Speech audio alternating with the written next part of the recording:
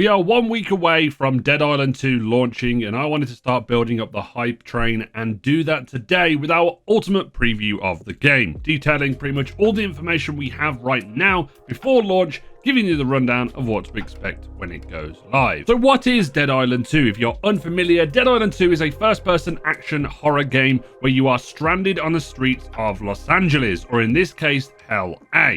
You will fight zombies, craft weapons, explore the city, and progress through the story.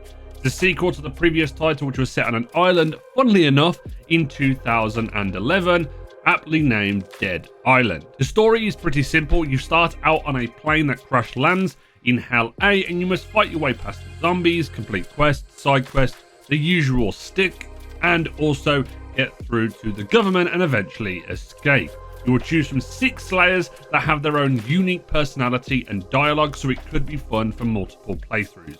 There's going to be a lot to break down here, so let's talk about the slayers first, as it's important to know who you'll be playing as and how you progress through the game. There are 6 slayers in the game, which includes Bruno. He is a hustler / con artist that has 2 skills. All of them are specific skills to that character, and they will have the different skills. And for example, Bruno will have backstab. They will increase damage to zombies from behind, and then they have rapid reprisal, which boosts his agility, heavy attacks following a successful block / dodge. Danny is a former roller derby player with a foul mouth, and her 2 skills are bloodlust, which allows her to regain health on killing zombies in quick succession, and her second skill is Thunderstruck, which is an area of effect attack that triggers from an explosion when you do a heavy attack. Amy is up next. She's a former Paralympian, has a really cool prosthetic limb, and her 2 skills are Relief Pitcher, which allows her to regain stamina on successful weapon throws, and her second skill is Divide and Conquer, which boosts her damage to single zombies, so being able to do a lot of single target damage. Jacob is a British stockbroker who wanted to be a stuntman, and his first skill is Feral, which allows him to get a damage stacking boost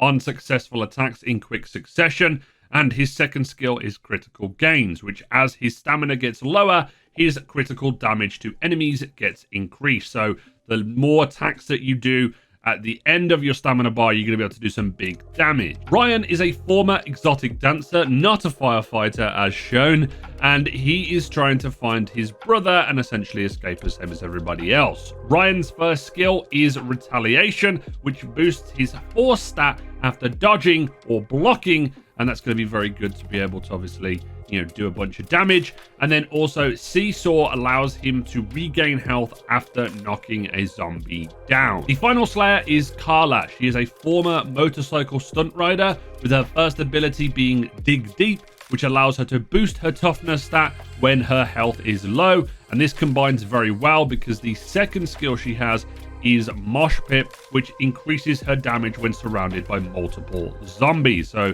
kind of plays together. Each of the slayers will interact with the world differently. They will have their own specific skill cards that are innate to them, but they will be able to mix and match abilities and such. And the progression system in the game we'll touch on in just a moment. But yeah, you're going to be able to upgrade these systems that you have with each of the slayers. Just these 2 perk skills that they have are innate to them. Skill cards are Dead Island's way of player progression. You'll earn skill cards as you level up, as they can be found on dead zombies and around the city, so you'll have to explore to find them. You can swap these out at any point, mix and match them for playstyles that you want. So far, there are 5 categories of cards. Innate, which are specific to the character. Abilities, which are things such as dodging. There's Survivor, Slayer, and Newman, which I don't know the details on. There isn't a huge amount of information on them just yet.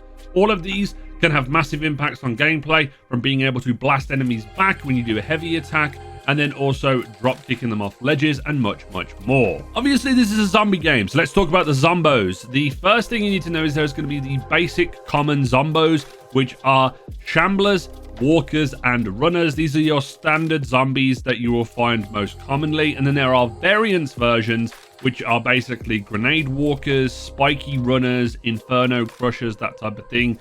And then there is Apex Zombies, which are the Screamer, Crusher, and Slobber, which are essentially your elite level enemies that you'll go up throughout the game. And I'm pretty sure you're going to be fighting. You will fight human characters as well throughout the game, so be prepared for that. Now you know what you're going to be up against. Let's look at what we will use to cause some carnage to the zombies littered throughout the game. There are a variety of different weapons to choose from, and they are broken into archetypes for different jobs, but all of them take advantage of the new flesh-based system in the game, which allows you to, dismember zombies in different ways. It's a procedurally generated system, and it will change the way zombies die to add that little bit of flavor to combat. Now for the weapons, we have slicing weapons such as knives, katanas, and essentially anything bladed in nature. We have crowd control weapons or blunt objects, which includes brass knuckles, sledgehammers, wrenches, golf clubs, and much more. And then we'll have guns, which makes us stand out to a lot of other zombie games that we've had recently, because guns are either limited or not available at all. And now, while there must be a lot of ammo available, there might not be a lot around. There's going to be a big arsenal of weapons: pistols, SMGs, a bolt-action rifle, revolver, and the ever-favorite shotgun. All of the weapons in the game will be available to be upgraded and changed. There is an extensive crafting system in the game as well. You can upgrade the level of the weapon, add elements such as a flame katana, shock rounds, a concussion hammer, and a whole lot more. Not only will you be finding weapons be important, but making them into even more badass killing machines is something that will make this game a lot of fun. Taking a look at Hell A itself, there will be a lot to explore, and the city will be bright and colourful, and I'm sure pretty torn up from, the zombie apocalypse happening all around. The entire map has been separated into districts, which will allow for a different atmosphere. For example, Muscle Beach in Venice will have noticeably more muscle-bound zombies, so each of the districts will have a different vibe. These will be unlocked in a linear fashion by advancing through the story, but with a semi-open world style, so players won't have access to full free roam of an entire city. The whole point of these districts is to show off the personality of the city and also mix up the variety of survivors, zombies, and combat encounters.